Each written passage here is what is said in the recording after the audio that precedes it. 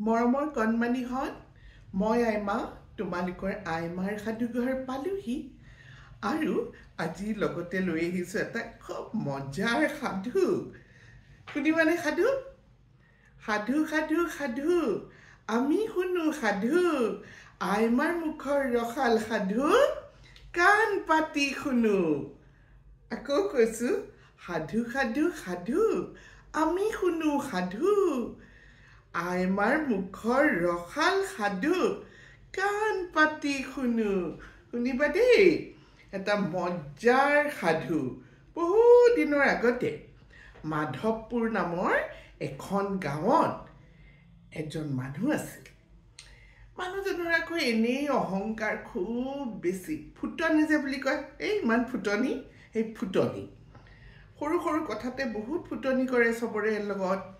আগত মানে নিজকে একদম প্ৰশংসা কৰে, নিজকে ভাল দেখুৱাই থাকক বা নাথাকক, মুঠৰ ওপৰত খুব ফুটনিৱালা। এই ফুটনিৱালা মানুহজনে বিয়া কৰাইছিলে তেওঁলোকৰ গাঁৱৰ পৰা অলপমান দূৰৰ এখন গাঁৱৰ পৰা। সেইখন আছিলে হলংপুৰ। হ'বনে? নাম এটা দিলোঁ, হলংপুৰ। মাধৱপুৰ আৰু হলংপুৰ। এই ঘৈণীয়েক কেইদিনমানৰ কাৰণে আৰু মাকৰ ঘৰলৈ গ'ল। ইপিনে আকৌ জোঁৱায়েককো খবৰ দি পঠিয়াইছে যে তুমিও আহিবা, আমাৰ জীয়ৰীক লৈ যাবাহি। এইবাৰ আৰু আমাৰ কি মাধৱপুৰৰ এই জোঁৱাই শহুৰৰ ঘৰলৈ যাবলৈ ওলালে। কি পিন্ধি যাব? কাপোৰ কানিটো ভাল নাই, দেখুৱাবও লাগিব অলপমান চবৰে আগত যে মই জোঁৱাই আহিছোঁ বুলি। সেইকাৰণে গাঁৱৰে তেওঁৰ লগৰে মানুহ এজনৰ পৰা ধাৰ কৰি ধুনীয়া কাপোৰ এসাঁজ ল'লে আৰু আন এজনৰ পৰা এটা ধুনীয়া বগা ঘোঁৰা ল'লে আৰু তেওঁ পাগুৰি চাগুৰি মাৰি ধুনীয়া কাপোৰ কানি পিন্ধি আৰু ঘোঁৰাটো লৈ তেওঁ শহুৰৰ ঘৰলৈ বুলি হলংপুৰলৈ ঢাপলি মেলিলে। গৈ থাকোঁতে তেওঁ বৰষুণে পালে আৰু গাঁওখন পোৱাৰ অলপ আগতেই তেওঁ দেখিলে যে এটা জুপুৰি ঘৰ মানুহ দুনুহ নোহোৱাকৈ পৰি আছে।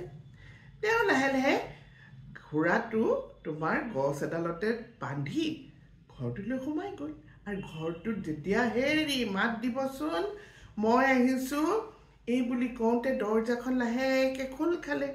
দেখিলে এজন সন্যাসী, মানে ৰঙা বস্ত্ৰ পৰিধান কৰি উদংগাৰে এজন মানুহ ওলাই আহিছে। তেওঁ বোলে, কোন আপুনি?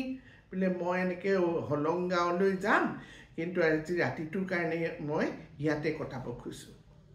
তেওঁ আচল কথাটো কোৱা নাই।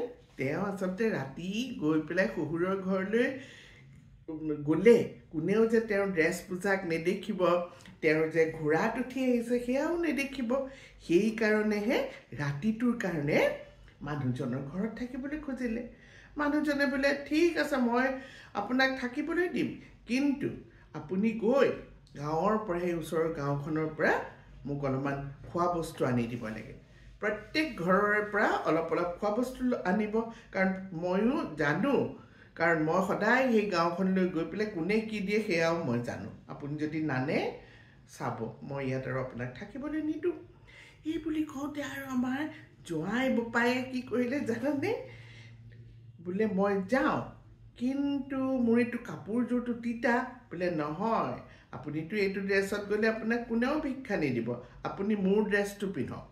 এই বুলি কৈ তেওঁৰ এযোৰ ৰঙা ধুতি আৰু এখন চাদৰ গাত ল'বৰ কাৰণে উলিয়াই দিলে আৰু আমাৰ জোঁৱায়েও সেয়াকে পিন্ধি ভিক্ষাৰ মোনা এখন লৈ হলংপুৰলৈ খোজ দিলে। গাঁৱৰ ঘৰে ঘৰে গৈ তেওঁ সেই মুনি চুনি বেলিকা, এই আধা পোহৰ আধা আন্ধাৰত মানুহৰ ঘৰে ঘৰে বস্তু খুজিবলৈ ধৰিলে। এনেকৈ খুজি থাকোঁতে গৈ পেলাই পালেগৈ শহুৰৰ ঘৰ।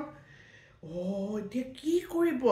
ভিক্ষাং দেহি বুলি কোৱাৰ লগে লগেতো শহুৰৰ জীয়েক অৰ্থাৎ সেই জোঁৱাই ঘৈণীয়েক ওলাই আহিলে পাত্ৰ এটাতে বস্তু লৈ।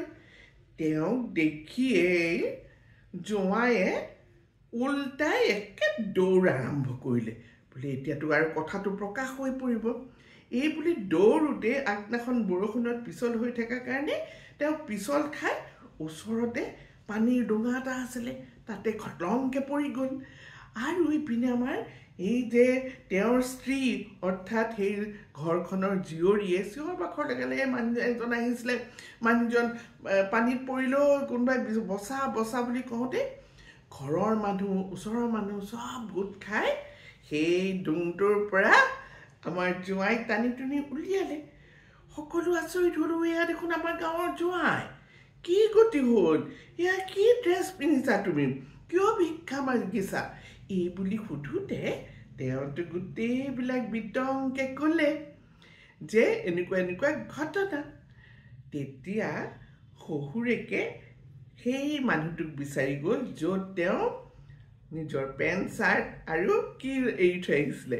তেওঁৰ ঘোঁৰাটো এৰি থৈ আহিছিলে আৰু গৈ পেলাই দেখিলেতো সেই ঘৰটোত কোনো নাই তেতিয়া চবেই গম পালে যে ইয়াৰ এই ঘৰটোত দুদিনমান আগতে অহা সেই নতুন মানুহটো বদমাছ মানুহ সি চোৰ সি এই বস্তুবিলাক ঘোঁৰাই সৈতে লৈ পলাই পত্ৰং দিলে আৰু জোঁৱাই শহুৰে ক'লে ঠিকেই তোমাৰ চিনাকি এই ৰূপতেই তুমি আজি সকলোকে দিলা হয়নে তোমাৰ সঁচা ৰূপ ওলাই পৰিলে লোকৰ পৰা ধাৰ কৰি অনা তোমাৰ ধুনীয়া পোছাক কোনেও নেদেখিলে আচলতে এই প্ৰমাণ কৰিলে যে তোমাৰ মিছা বস্তু দেখুৱাই অহংকাৰ কৰা স্বভাৱ আছে আৰু লগতে তুমি এটা জধা মূৰ্খ কাৰণ তোমাক মূৰ্খ বনাই চোৰে সকলোবিলাক তোমাৰ লুটি লৈ গ'লে গতিকে তুমি এই কাণ্ডৰ পৰা কি শিকিলা আমাক জনাবা পিছত এতিয়া তুমি ঘৰৰ ভিতৰলৈ ব'লা আৰু নতুন সাজপাৰ উলিয়াই দিওঁ তাকে পিন্ধাগৈ আৰু তুমি যেনেকুৱা সদায় তেনেকুৱাকৈ থাকিলেহে সকলোৱে তোমাক সন্মানো কৰিব মৰমো কৰিব মিছা প্ৰলেপ দি তুমি নিজকে ধুনীয়া সাজিব নালাগে তুমি আমাৰ জোঁৱাই সদায় আমাৰ জোঁৱাই এই বুলি কৈ সকলো ঘৰাঘৰি গ'ল আৰু সকলোৱে এই ঘটনালৈ হাঁহিবলৈ ধৰিলে মইনাহঁত কেনেকুৱা লাগিলে তোমালোকৰ এই ধুনীয়া সাধুটো শুনি মই এখন আজি তোমালোকক কিতাপ দেখুৱাম তোমালোকৰ চাগে কোনোবাই কিনি চাওঁ বৰ ধুনীয়া কিতাপ কেইখনমান মোৰ হাতত পৰিছে এইকেইখন আচলতে কি জানা কমিক্স অসমীয়া কমিক্স এখন কণ নামৰ কমিক্স এনেকুৱা এইটো তোমাৰ মাহেকীয়া হিচাপে উলিয়াই নেকি কমিক্স এইখন তোমাৰ 30 টকা দাম কোনোবাখনৰ 40 টকা দাম এইবিলাক তোমালোকে দোকানত পালে কিনি পেলাই পঢ়িবা অসমীয়াটো আছে ইংৰাজীটো আছে মই ইয়াৰ এই কমিক্সৰ পৰাই এই সাধুটো লৈ তোমালোকক ক'লোঁ আৰু এনেকেই মই তোমালোকক এইবিলাক কিতাপৰ পৰাই সাধুবিলাক কৈ থাকোঁ আৰু তোমালোকে শুনিও খুব ভাল পোৱা বাৰু মইনাহঁত সাধু শুনিবলৈ সদায় আছানে আহি থাকিবা দেই মোৰ তেতিয়াহে ভাল লাগে সাধু কৈ ঠিক আছে আজিৰ কাৰণে আই মাই শুভৰাত্ৰি বুলি কৈছে গুড নাইট